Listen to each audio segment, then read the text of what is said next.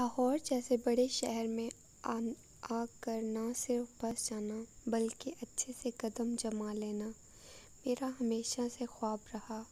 شاید میں گاؤں میں آج بھی گایوں کو چارہ ڈالتا رہتا یا کھیتوں میں ہل چلاتا، کسی کو لہو کے بیل کی مانند کھینچتے، چودھریوں کو سلام کرتے عمر تمام ہو جاتی اگر میں جمالے سے لاہور کا ذکر سن کر اس کے ارمان نہ سجا لیتا۔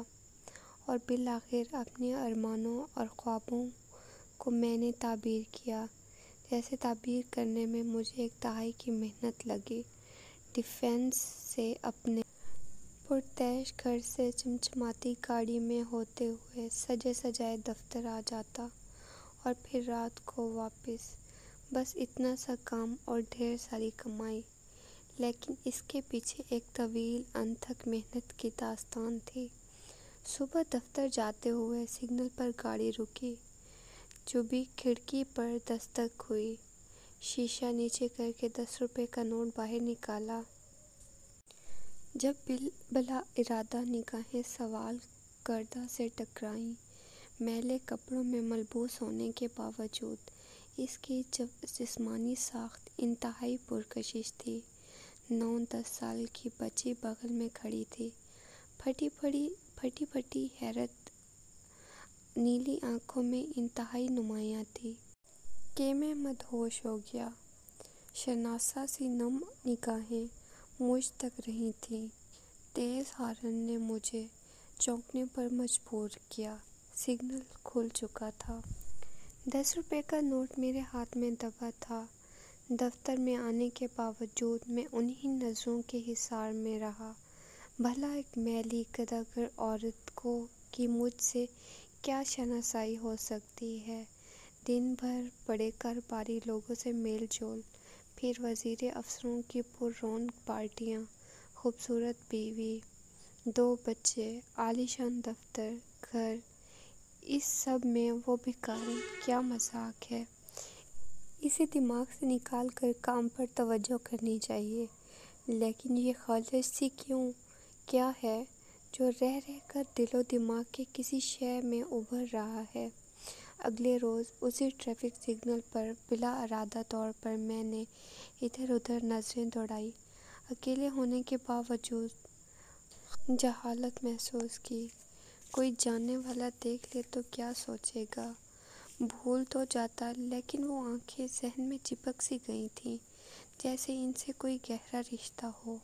ہفتہ بھر اسی سگنل پر پہنچتے ہی خود بخود نظریں گھوم جاتیں، لیکن وہ دکھائی نہ دی۔ اسے کھوجتے ہوئے سگنل کے ارد گرد کی تمام جزئیات مجھے ازبر ہو چکی تھیں، جو اس سے پہلے روزانہ گزرنے پر کبھی نہیں ہوئی تھیں۔ دائیں طرف ایک عالیشان عمارت کے ساتھ ایک چائے کا ڈھابہ، اس کے ساتھ ہی ایک موچی اور ایک چھلیاں بھوننے والا لڑکا۔ جانے برانڈڈ مارکیٹس، اچھی سوسائٹیز میں اس طرح کے لوگ کیوں آ جاتے ہیں؟ شاید نظر اتارنے کو، اس بھکارن کی طرح۔ اور پھر وہی اور میں کہاں سے آ کر یہاں مسٹر کمال عزیز بن بیٹھا تھا؟ اسے بھول ہی جاتا کہ وہ کسی دوسرے سگنل پر نظر آ گئی۔ وہ حسبِ سابق نقاب میں تھی، مگر پہلے اس کی بچی اور پھر اس کی آنکھوں کی وجہ سے پہچاننے میں دشواری نہ ہوئی۔ اتفاق سے سرخ بتی جل اٹھی، گاڑی اس کے قریب کھڑی کر دی۔ سوچ رہا تھا اسے کیسے بلاؤں اور بات کروں تو کیا؟ جبھی وہ دستے سوالیے میری طرف آنا ہی چاہتی تھی کہ مجھے دیکھ کر چونکتی ہوئی پیچھے ہٹی اور بچی کو تقریباً گرتی ہوئی سڑک کی دوسری جانب لے جا کر اوجھل ہو گئی۔ اس کے اس عمل نے مجھے مزید مخمصے میں مبتلا کر دیا۔ آخر ہے کون اور اسے مجھ سے پرخاش کیا ہے؟ سر، خیریت ہے؟ آج سے پہلے ایسا کبھی نہیں ہوا۔ میری سیکرٹری کی آواز نے مجھے چونکنے پر مجبور کیا۔ ہاں، کیا ہوا؟ سر، یہ آپ کا 7واں سگریٹ ہے اور چوتھی چائے۔ آج سے پہلے ایسا کبھی نہیں ہوا، وہ بولی تو میں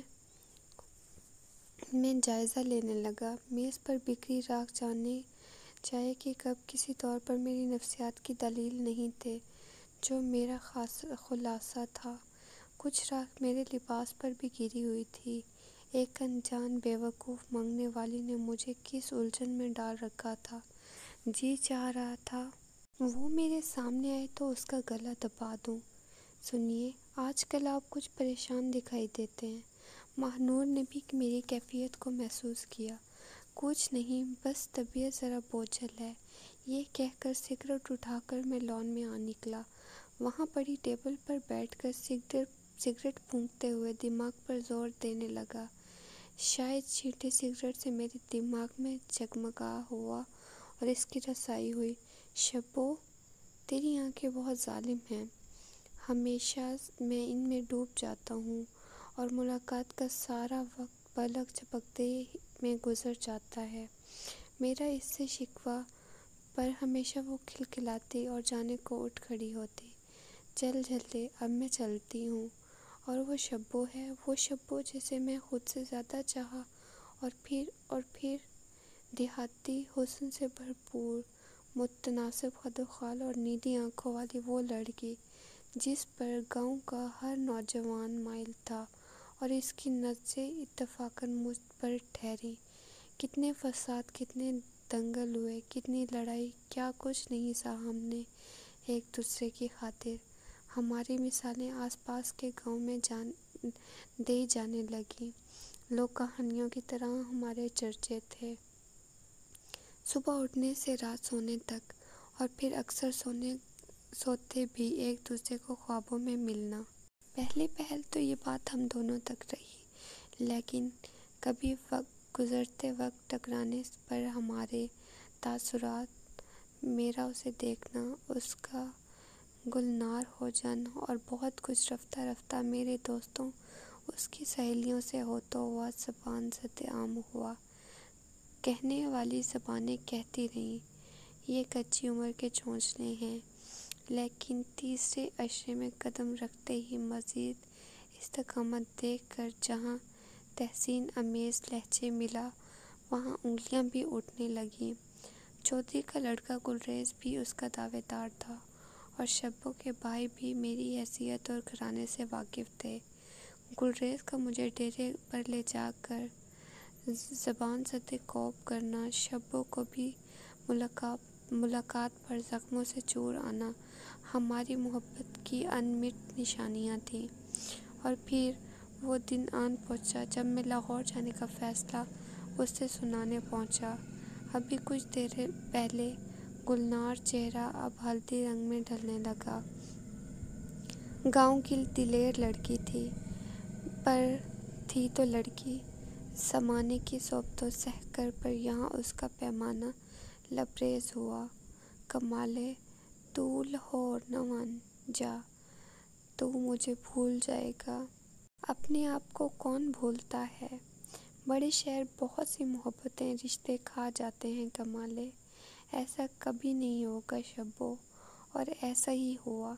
پہلے کچھ بننے کی چاہ اور پھر کچھ بن جانے کا زخم شبو سمیت گاؤں کا ہر نقش بھول گیا۔ اس سگنل پر پہنچتے ہی جیسے میں خود پر قابو کھو بیٹھا۔ کسی معمول کی طرح گاڑی سگنل کے بعد آنے والے پہلے پلازے پر کھڑی کی اور ادھر ادھر چکر لگانے لگا۔ دفتری وقت، میٹنگز، کچھ یاد نہیں تھا۔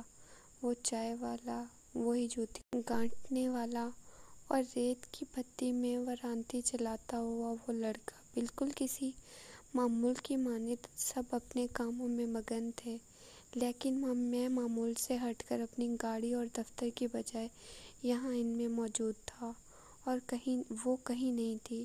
کیوں نہیں تھی؟ جیسے وہ مجھے کسی دور میں تلاش کرتی رہی اور میں کہیں نہیں تھا، بالکل یوں ہی۔ اب وہ نہیں تھی، مگر وہ تھی۔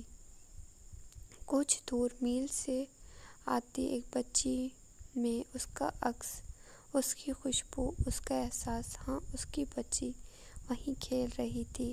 میں اس کی جانب وہ ڈر کر بھاگی، تبھی آوازیں دی، لیکن بے سود۔ جبھی اسے ایک میلے آنچل نے اپنے حصار میں لے لیا۔ اس آنچل میں چھپے اس چہرے میں سے وہ آنکھیں، وہ دو نم آنکھیں، وہ شکوہ کناں آنکھیں، وہی آنکھیں جو مجھے وقت سے بے نیاز کرتی تھیں، وہی آنکھیں جن کی خاطر صحیح چوٹوں کے نشان ابھی بھی میری پشت پر تھے، اور انہی آنکھوں ان گنت سوال لیے میری جانب تکتی تھی، اور میرے پاس کوئی جواب نہ تھا۔ کیوں، کیسے، وجہ کچھ نہیں، ایسی لوک کہانیاں جیسے محبت پر شہر کی رونق، درجہ بندی سب غالب آ گیا۔ گاؤں کی رانی، حسن کی ملکہ، کئی دنگلوں کی وجہ، جو کسی بھی جاگیر پر راج کر سکتی تھی اگر وہ مجھ سے تعلق نہ جوڑتی۔ وہ ٹاک جوڑ کر بھی اپنی جھونپڑی میں جو زمانے کے سرد قدم کو روکنے میں مکمل ناکام تھی، ایک بچی سمیت وقت کاٹ رہی تھی، کیونکہ اس نے کمالے سے محبت کی تھی۔ اینٹوں سے بنی اس کرسی پر بیٹھ کر چائے پیتے ہوئے اگر کوئی کمال عزیز کو جاننے والا دیکھ لیتا تو یقیناً جھنجلا جاتا۔ جب تو لہرایا کمالے تو سب نے بہت باتیں کی، بولے کمالے کو بھول جا، پر مجھے مان تھا تجھ پر اور یقین بھی کہ تو کچھ بنے گا اور بن کر لوٹے گا میرے پاس۔ 1 سال، 2 سال، 3 سال، 4، 5، 6، میری امید ڈوبنے لگی، طنز طانے سن کر میں ٹوٹنے لگی۔ وہ اپنی داستان سنانے لگی، میری نظریں اس کی چاک قمیص سے جھانکتے اس نشان پر مرکوز تھیں جسے میں جانتا تھا۔ جس دن وہ نشان لے کر آئی تھی مزید پرعزم ہو چکی تھی۔ وہ بولتی رہی اور گلریز اس کی امید اسی تناسب سے ابھرنے لگی۔ وہ ایک مسیحا کا روپ لیے میرے سامنے آیا جو بکھری ہوئی شبوں کو سمیٹ لینا چاہتا تھا، اور بالآخر محبت کے سامنے حقیقت جیت گئی۔ لیکن گاؤں کا وہ ڈوبتا ہوا آخری سورج اپنی آخری کرن کے ساتھ گواہ ہے کہ میں نے تیرا انتظار کیا، اور وہ گلریز، وہ نہ مسیحا تھا اور نہ ہی عاشق۔ شبوں محض اس کی ضد تھی، جو اس نے جس روپ میں پوری کر سکا پوری کی، پھر دھتکار دیا۔ صرف اسی نے نہیں، سب نے دھتکاری ہوئی۔ جانے کیوں میں لاہور آ گئی۔ میں کہیں اور جا سکتی تھی کمالے، تجھ سے مکمل نفرت کے باوجود میں یہیں کیوں آئی۔ یہاں آ کر علم ہوا کہ میں اکیلی مہاجر نہیں، میری کوکھ میں ایک اور مہاجر ہے، ضدی ہے یہ بھی گلریز کی طرح، لیکن اس کی ضد اکثر پوری نہیں ہو پاتی۔ لڑکی ہے نا۔ گلریز نے میری ضد کی اور حاصل کی۔ تو نے شہر اور رتبہ کی چاہ کی اور پا لیا۔ کانٹوں پر کسی ململ کی مانند میں تو میری ذات پر رینگتی رہ گئی، اور قابل کریہت بھی میں ٹھہری۔ کوئی ہے جو تجھے یا گلریز کو پوچھ سکے، مجرم کہہ سکے میرا اور میری بیٹی کا مجرم؟ کیونکہ میں مظلوم ہو کر بھی سب کی نظروں میں آج تک مجرم ہوں۔ کسی نے آج تک تیرا گریباں پکڑا نہ اس کا، لیکن مجھے سب نے دھتکارا۔ آخر تم مردوں کو ہر جرم کی آزادی کیوں ہے؟ میرے پاس اس کے کسی سوال کا جواب کہاں ہوتا۔ اپنے وجود کو گھسیٹ کر میں کسی طرح دفتر میں لے آیا، لیکن میری ذات ابھی بھی اس کے ٹاٹ زد خیمے میں اینٹوں کی بنی اس کرسی پر بیٹھی لاجواب کٹہرے میں مجرم بنے چائے کے ٹھنڈے ہوتی اس پیالے کو تکتی ہوئی اٹکی تھی۔